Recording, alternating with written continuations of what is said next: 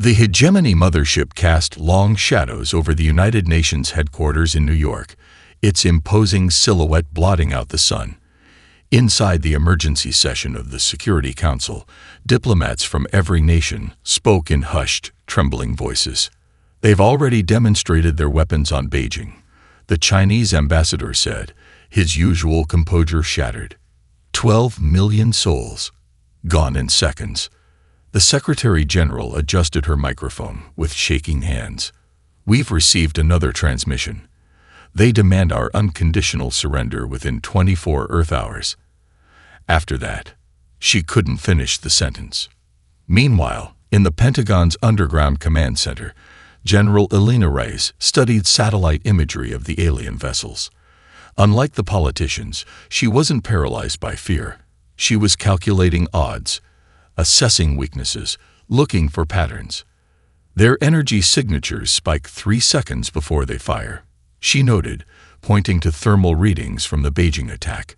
And their ship formations suggest a hierarchical command structure. Her aide looked at her with confusion. "Ma'am, what difference does it make? Their technology is centuries beyond ours." Reyes' eyes narrowed. "Technology isn't everything, Lieutenant.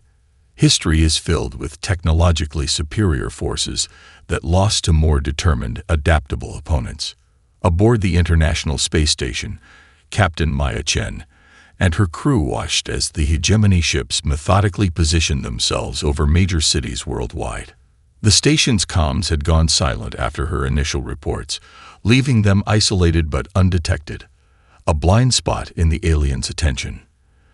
"They don't consider us a threat," she realized, watching the aliens ignore the station completely. That's their first mistake. Using the station's remaining camera equipment, she began documenting everything.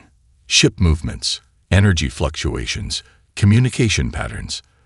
The aliens made no attempt to conceal their activities from the primitive humans they assumed were too frightened to fight back. On the Hegemony command ship, Commander Vax Foll received the latest assessment from his science division. The humans possess rudimentary nuclear weapons, but nothing capable of penetrating our shields, his officer reported. Their militaries are fragmented by national boundaries, with no unified command structure. Vax Foll clicked his mandibles in satisfaction. "Excellent. Prepare the harvesting vessels. Once the surrender deadline passes, we'll begin processing the most valuable population centers first." "Sir, our cultural analysis suggests these humans might resist despite the futility," his intelligence officer cautioned. Vax Foll dismissed the concern with a wave of his upper limb. "All species value survival above all. They've seen our power. They'll submit." But as the deadline approached, something unexpected happened. Instead of preparations for surrender, Hegemony sensors detected increased military activity. Emergency broadcasts urged civilians to evacuate major cities. Military units were dispersing rather than standing down. Most puzzling to the aliens were the messages being broadcast on all frequencies, not pleas for mercy, but declarations of defiance. When Vax Foll's translation matrix processed the content, he dismissed it as primitive bravado. "We will never surrender. Earth is our home, and we will defend it. Humanity stands together." As the deadline passed, Vax Foll gave the order to target New York as the next demonstration. The weapons officer activated the targeting systems. The energy chambers began to glow. And then, unexpectedly, 3 small human aircraft on suicide trajectories slammed into the ship's sensor array. The damage was minimal, barely a scratch on the mighty vessel. But Commander Vax Foll paused, momentarily puzzled by the seemingly futile gesture of resistance. It would be the first of many surprises from a species that refused to follow the expected pattern of conquest and submission. A species that, when pushed to the edge of extinction, didn't cower, but fought back with unexpected ferocity and ingenuity. The war for Earth had begun. The London Processing Center hummed with mechanical efficiency as humans were herded through scanning arches, their biometric data cataloged and their skills assessed for labor assignments across the Hegemony's vast empire. Commander Vax Thull observed the operation from an elevated platform, his multifaceted eyes reflecting the blue glow of holographic displays. "Most impressive progress," remarked his logistics officer. "We've processed nearly 40% of the surviving population in this region." Vax Thull flexed his ceremonial claws with satisfaction. "The resistance has been sporadic and disorganized, exactly as predicted. These humans lack the unified response necessary for effective opposition." What the commander couldn't see was what happened beneath his feet in the centuries-old network of tunnels and bunkers that honeycomb London's underground. Dr. Quaim Osei, hunched over a workbench illuminated by salvaged hegemony light panels, their alien blue glow reflecting off the sweat on his forehead as he carefully disassembled a captured enemy scanner. "Their quantum encryption is elegant," he murmured to Dr. Sophia Nakamura, his colleague from Tokyo University, who had escaped Japan during the initial attacks. "But they've optimized it against computational brute force, not creative mathematical approaches." Around them, the makeshift laboratory buzzed with quiet intensity. Engineers from a dozen countries worked with salvaged alien technology, testing theories, failing, adjusting, and trying again. Old academic rivalries had dissolved in the crucible of invasion. Now, a Cambridge physicist collaborated with a self-taught mechanic from Lagos, while a teenage programming prodigy from Seattle assisted a retired Chinese quantum computing expert. "They expect us to either surrender completely or attack head-on," Dr. Nakamura observed, examining the scanner's power source. "Their entire tactical doctrine assumes predictable responses." Dr. Osei smiled grimly. "Then our greatest weapon is unpredictability." 5,000 miles away, in the skeletal remains of what was once Denver, Jack Romano led a training session in the shadow of a downed hegemony scout ship. His students, a mix of military survivors and civilians, watched as he demonstrated how to exploit a weakness in the aliens' environmental suits.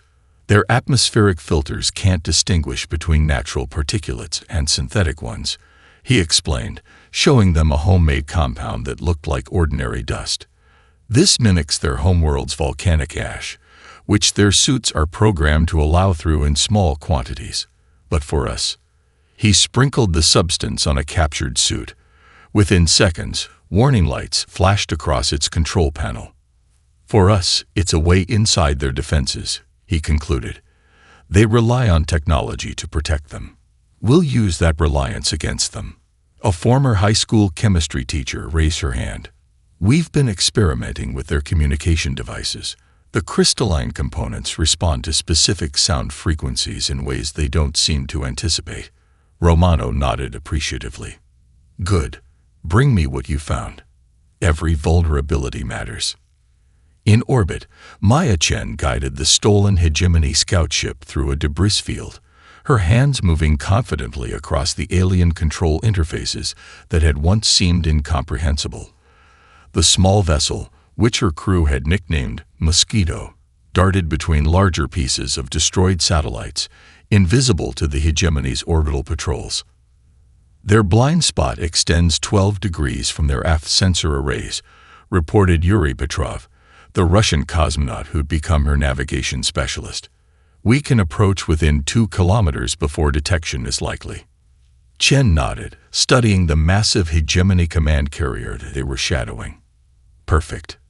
Dr. Osei's team needs detailed scans of their communication hub. Tonight, we get close enough to capture them." As night fell over Earth's scattered resistance cells, Vax Thull transmitted his daily report to Hegemony High Command, noting with satisfaction the increasing rate of human processing and the declining instances of resistance. "The conquest proceeds efficiently," he concluded. "The species shows no extraordinary capabilities or unexpected adaptations." Even as he spoke, the first coordinated human counterstrike began, as 30 processing centers across the globe experienced simultaneous power failures, a seemingly minor inconvenience that would open the door to much more. Dr. Zixera's laboratory aboard the Hegemony science vessel, Empirical Truth, was a testament to methodical research. Specimen containers lined the walls, each holding meticulously dissected human organs preserved in luminescent fluid. Holographic displays compared human neural patterns with those of other conquered species, highlighting anomalies and unexpected connections. "Observe this peculiarity," she instructed her research team, magnifying a section of human brain tissue. When exposed to fear stimuli, most species showed decreased activity in creative problem-solving centers. Humans show the opposite response. Her senior assistant, a researcher from a species conquered 3 centuries earlier, leaned forward with professional curiosity. "A survival adaptation." "More than that," Zixera replied, switching the display to show real-time data from a human test subject. "Watch what happens when we simulate hopeless scenarios." The neural activity patterns shifted dramatically, forming new connections even as they watched. "They're adapting their thinking patterns in real time," the assistant observed with growing unease. "Is this common among humans?" Dr. Zixera's outer membrane pulsed with scientific excitement. "It appears universal. Every specimen demonstrates this capacity, though with varying degrees of efficiency." She activated a broader display showing psychological profiles of conquered species. The standard conquest timeline relies on the psychological breaking point that occurs when a species accepts defeat as inevitable. These humans acknowledge the mathematical certainty of their defeat, then immediately begin seeking improbable solutions anyway. In the command briefing later that day, Commander Vax Vol dismissed her concerns. "Creative thinking without technological means remains irrelevant, Doctor. Continue your research, but focus on exploitation parameters, not philosophical curiosities." Meanwhile, Maya Chen's stolen scout ship, Mosquito, executed a perfect docking maneuver with a hegemony communications relay station positioned over the Atlantic Ocean. Dressed in maintenance uniforms taken from captured hegemony support personnel, Chen and her engineer, Raj Patel, moved purposefully through the station's corridors. "We have 8 minutes before the shift change," Chen whispered, consulting the stolen duty roster on her captured datapad. "The central core is 2 levels down." When a patrol drone rounded the corner, they continued walking confidently, Patel carrying a toolbox containing Dr. Osai's interface device.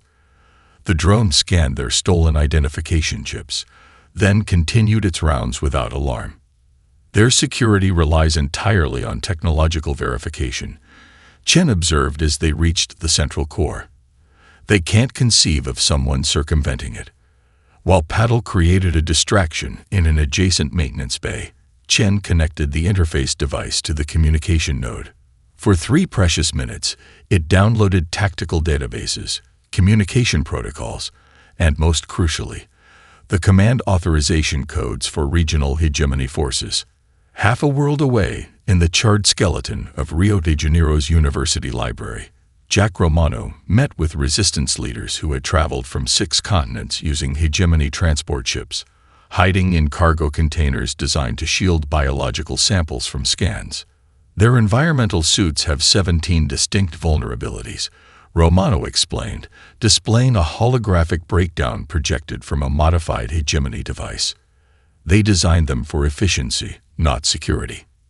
A resistance leader from South Africa, formerly a chemical engineer, pointed to a component in the display. "Their filtration systems can't distinguish between molecular structures that appear similar but have different properties. We've synthesized compounds that their sensors register as harmless, but that crystallize in their breathing apparatus." "Perfect," Romano nodded. "Add it to the database. We'll distribute the formula through the network." As the meeting concluded, perimeter sensors detected an approaching hegemony patrol.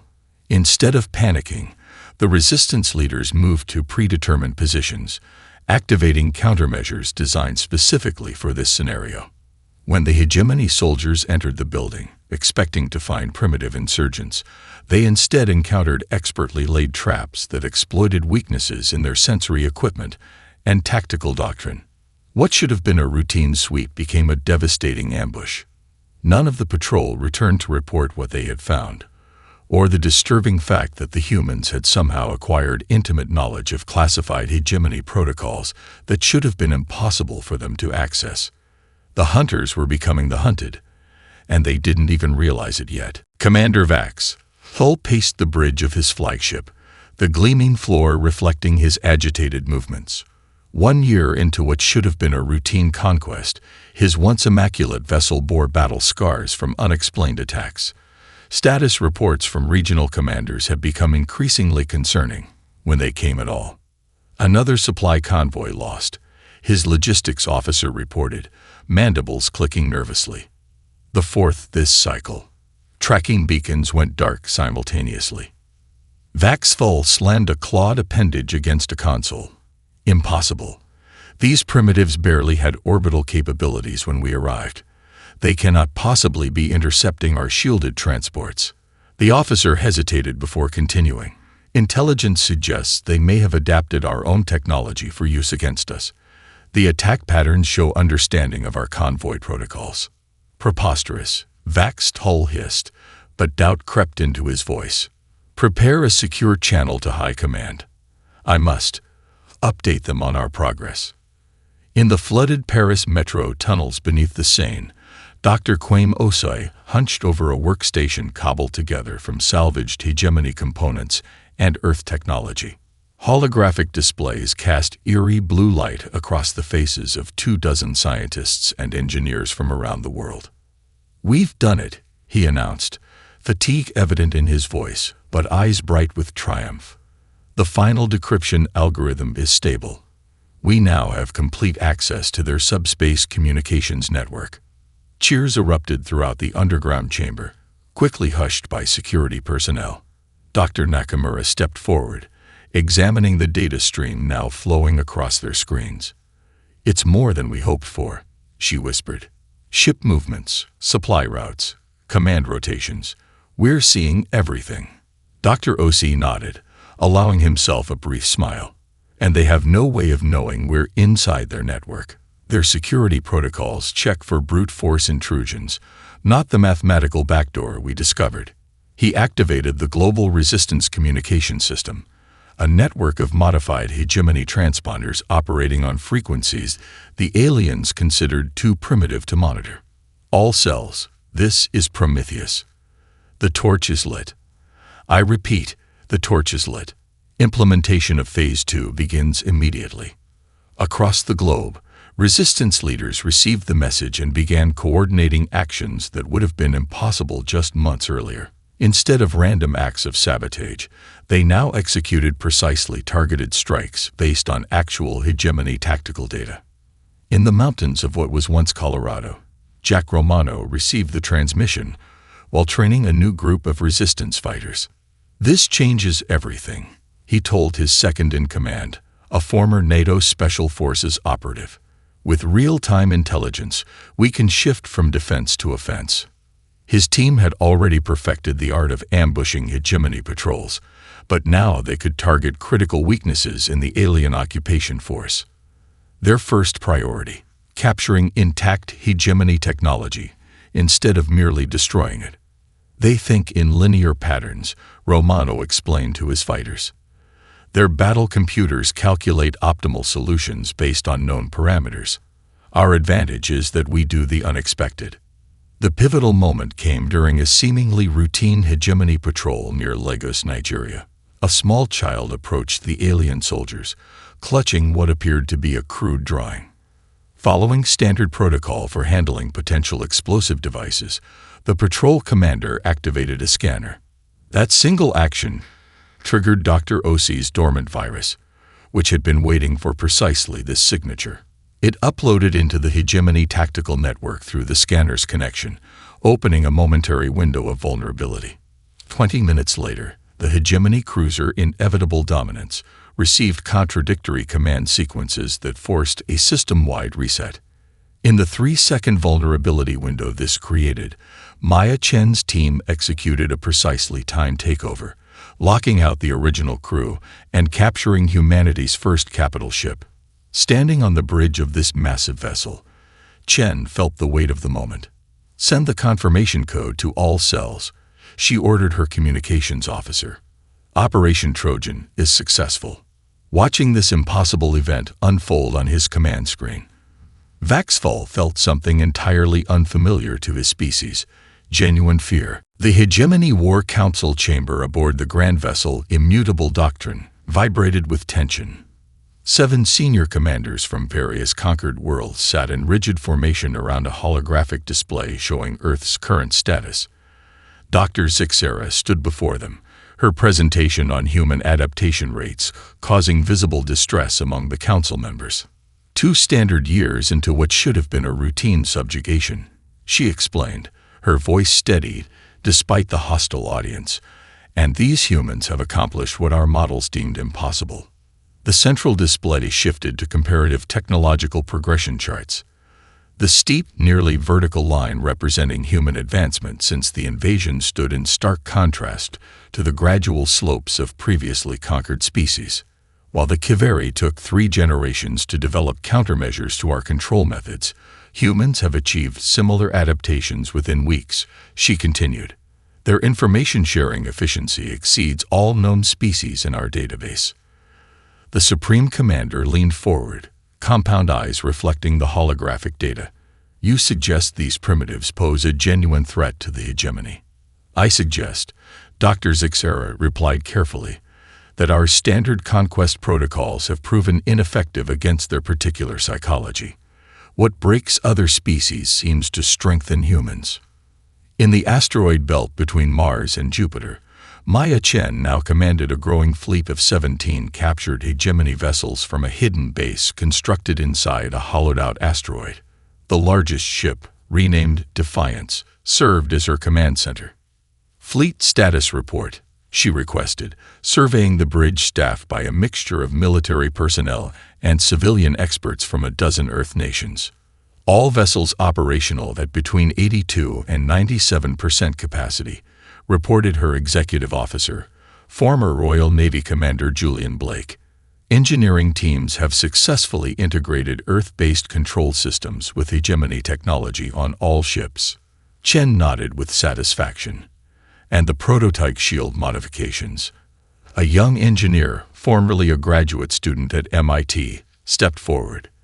The variable frequency adaptations are complete.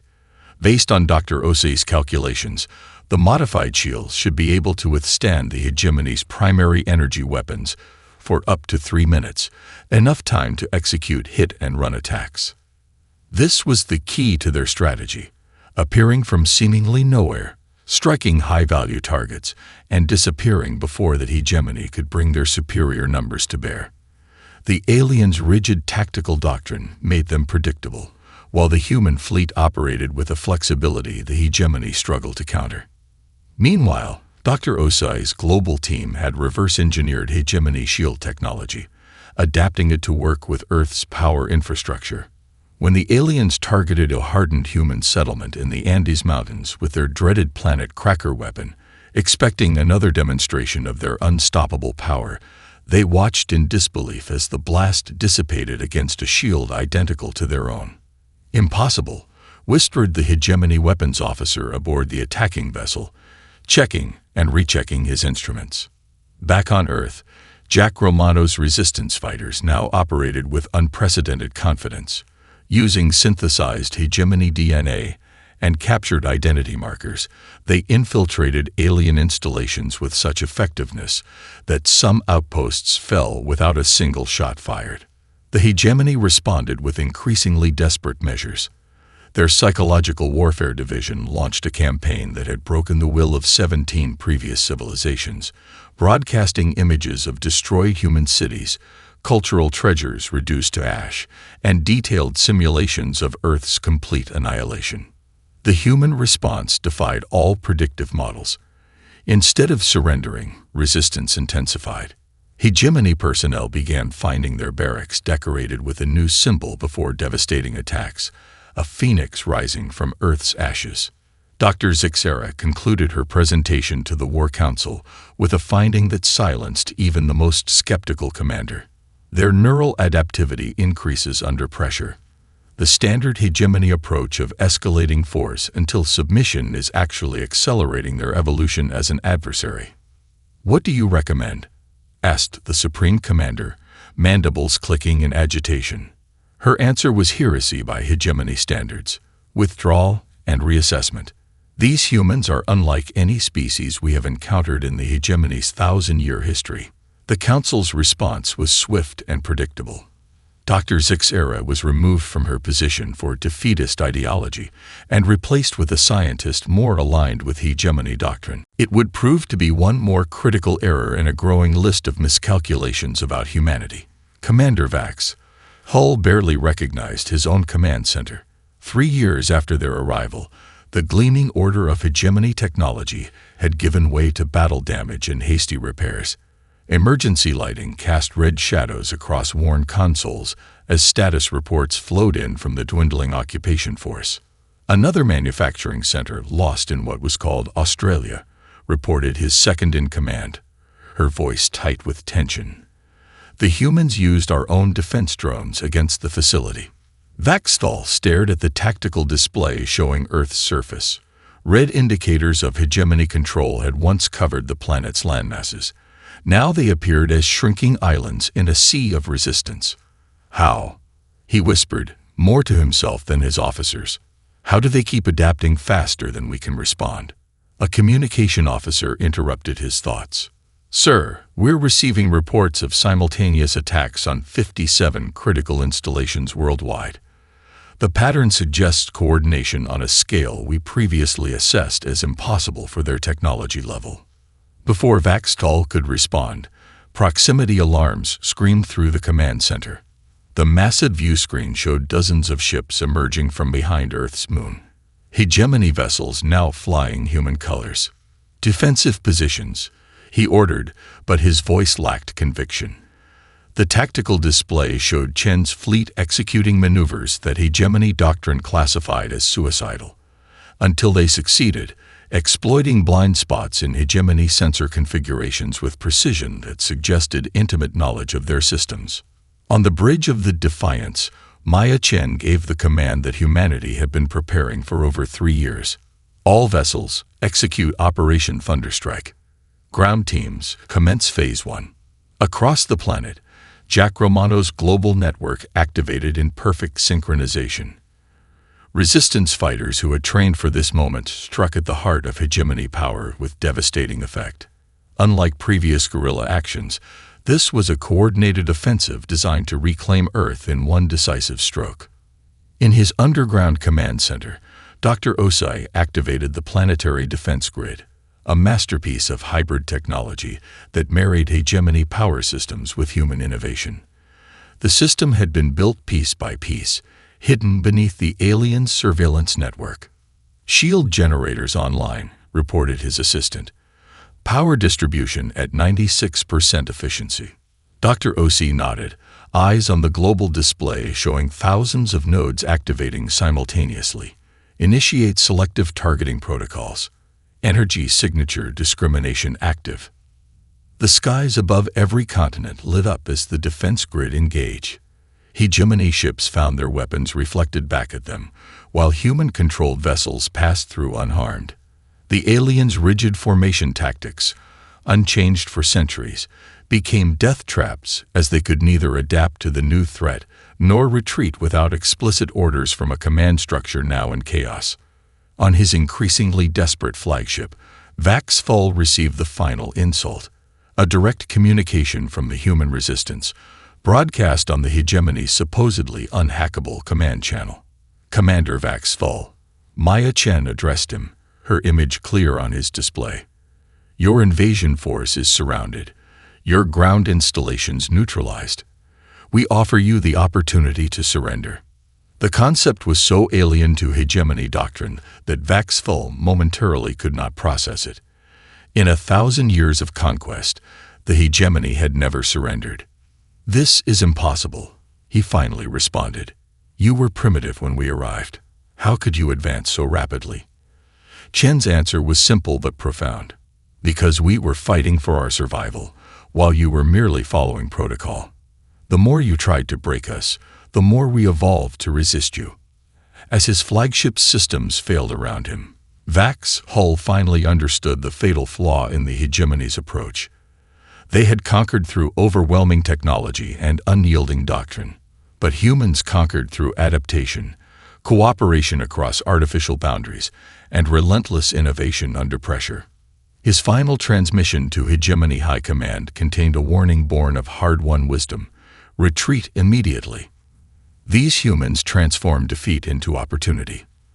The more we hurt them, the more dangerous they become. The bridge of the Phoenix hummed with activity as Maya Chen studied the star charts displayed on the main view screen. Earth's first interstellar expedition was about to make history, venturing beyond the solar system using captured hegemony navigation data. The ship, once the pride of the alien fleet, now bore the marks of human modification. Elegant yet practical adaptations that merged the best of both technological approaches. "Final systems check complete," reported Commander Blake, his British accent crisp despite the tension. "All sections report ready for translation to faster than light." Chen nodded, taking a moment to appreciate the significance of this moment. The bridge crew represented a cross-section of humanity: scientists, military personnel, and civilians from 12 nations, united by a common purpose that transcended old Earth boundaries. Navigation. She addressed a young woman at the helm controls. "Initiate jump sequence to the Nerithar system." The stars blurred as the Phoenix entered hyperspace, carrying humanity's hopes beyond their home system for the first time. Their mission wasn't conquest, but connection. An expedition to contact other species subjugated by the hegemony and forge alliances based on mutual liberation. 3 days later, the Phoenix materialized in orbit around Nerithar, a forest world that had been under hegemony control for over 3 centuries. Scans revealed a civilization technologically advanced beyond pre-invasion Earth, yet still firmly under alien domination. "We're receiving an automated warning to withdraw," the communications officer reported. "Standard hegemony border protection protocol." "Send our response package," Chen ordered.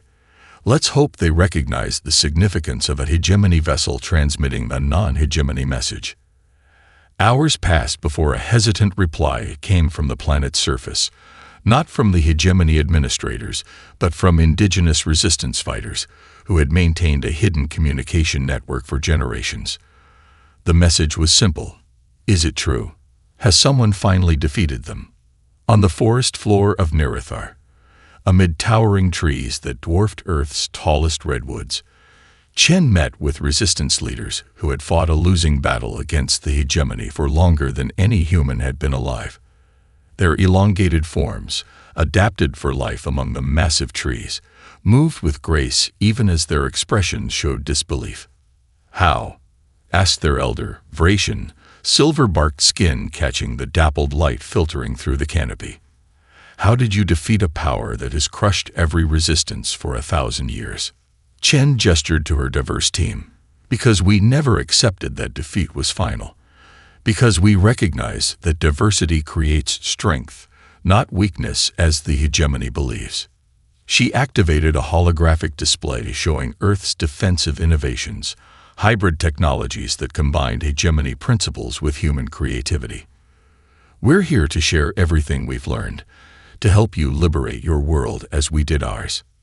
Meanwhile, Dr. Osai had established an interstellar communication network linking 7 subjugated worlds, using principles the mathematically rigid hegemony considered theoretically impossible. His team transmitted technical specifications for adapting hegemony technology, encryption protocols for secure communication, and tactical data on exploiting the alien psychological blind spots. Their greatest weakness, he explained during a transmission to resistance leaders across multiple worlds, is their inability to conceive of approaches outside their established doctrine. They expect compliance or conventional resistance, never creative adaptation. In hidden training facilities on Earth, Jack Romano prepared resistance fighters from a dozen species, showing them how to exploit the weaknesses in hegemony tactical protocols. Species that had been fighting separately for centuries now shared knowledge, combining their unique biological and cultural perspectives into strategies the hegemony had never encountered. The hegemony conquered us individually, Romano told his diverse students. We'll liberate ourselves together. The galactic hegemony, for the first time in its millennium of expansion, faced coordinated resistance across multiple sectors. Their response followed their unchanging protocols: gather the armada, identify the rebellion's source, and crush it with overwhelming force. As reports reached hegemony high command of unprecedented cooperation between formerly isolated resistance movements, the Supreme Commander issued the order that humanity had anticipated. Concentrate all available forces, return to the human homeworld, and eradicate this contagion of defiance before it spreads further. Exactly as Earth had predicted, exactly as they had prepared for. 5 years after the hegemony's first appearance over Earth, their massive armada returned in unprecedented numbers, 10,000 warships materializing in formation around the solar system. Planet killers capable of reducing worlds to asteroid fields flanked massive troop carriers designed for overwhelming invasion. It was the largest military gathering in the history of the galaxy, a force assembled with one purpose: to eradicate the human threat once and for all. The Supreme Commander of the hegemony forces stood on the bridge of the flagship Eternal Dominion, his ornate battle armor signifying 1,000 years of unbroken conquest. Deploy in standard subjugation pattern, he ordered. No communication, no terms. Complete eradication protocols. His tactical officer hesitated momentarily. Supreme Commander, the prisoner Vaxfall has requested audience to provide tactical insight on human behavior patterns. Denied. The Supreme Commander dismissed with a wave. His failure disqualifies his input. We will follow the eternal principles that built our empire. What the hegemony forces found waiting for them defied their expectations. Not just Earth stood against them, but a coalition of 15 formerly subjugated species, all arrayed in a defensive formation unlike anything in hegemony tactical databases. Their ships, neither purely hegemony design nor traditional human engineering, moved with unpredictable precision. In his rehabilitation cell aboard a support vessel, Commander Vaxfall watched the tactical display with growing apprehension. They don't understand, he whispered to his guard. The humans won't fight as expected. Traditional doctrine will fail. The guard, a veteran of 3 conquest campaigns, clicked his mandibles dismissively. No coalition of primitives can stand against our combined might. The battle began with the hegemony's standard opening, planet killer vessels, moving into position to demonstrate their power by destroying Earth's moon. As they charged their main weapons, the coalition fleet remained motionless, seemingly paralyzed by the display of overwhelming force. Then, as the planet killers fired, something unprecedented happened. The destructive energy was caught in a series of overlapping shield harmonics, redirected through a complex network of specially positioned vessels, and channeled back toward the hegemony fleet in a concentrated burst that overloaded the shields of 30 capital ships simultaneously. On the bridge of the Defiance, now the command ship of the coalition's central fleet, Maya Chen gave the order that unleashed their coordinated strategy. All vessels, execute Operation Checkmate. Ground teams, you have green light. The coalition forces executed maneuvers the hegemony's battle computers classified as suicidal until they succeeded spectacularly. Dr. Osei's technological innovations neutralized weapons the hegemony considered unblockable. Jack Romano led boarding parties composed of 8 different species, each contributing unique biological advantages against hegemony internal security systems. The hegemony forces fought with precision and overwhelming firepower, maintaining perfect formation even as they were surrounded and isolated. Coalition vessels sacrificed themselves to create opportunities, their crews evacuating in hybrid escape craft that blended hegemony life pods with human stealth systems. On the hegemony flagship, the Supreme Commander watched in disbelief as his carefully orchestrated attack disintegrated into chaos. Impossible, he muttered as another tactical display went dark. They were primitives just 5 cycles ago. When coordinated attacks disabled the Eternal Dominion's primary systems, the Supreme Commander prepared for death. In 1,000 years of hegemony conquest, no Supreme Commander had ever surrendered. He expected execution when Maya Chen's boarding party breached his bridge. Instead, she offered terms: independence for all worlds, exchange of knowledge, and integration of willing hegemony citizens into a new galactic community based on cooperation rather than dominance. The Supreme Commander's confusion was evident. You offer terms. After what we attempted. Chen's reply was quintessentially human. We fight to defend, not to destroy. Our goal was never to replace one empire with another, but to create something better. That opportunity extends even to our enemies. In the peace negotiations that followed, a hegemony scientist asked the human delegation the question that haunted their collective consciousness. How did you achieve in 5 years what our models predicted would take 5,000? Dr. Osoi smiled at the fundamental misunderstanding. Because we don't live by models and predictions. We imagine possibilities that don't yet exist, and then we make them real. The new Galactic Coalition established its headquarters on Earth, the youngest spacefaring civilization among them, yet recognized as the architects of a new order built on the uniquely human principles of adaptation, cooperation across differences, and the stubborn refusal to accept limitations as final.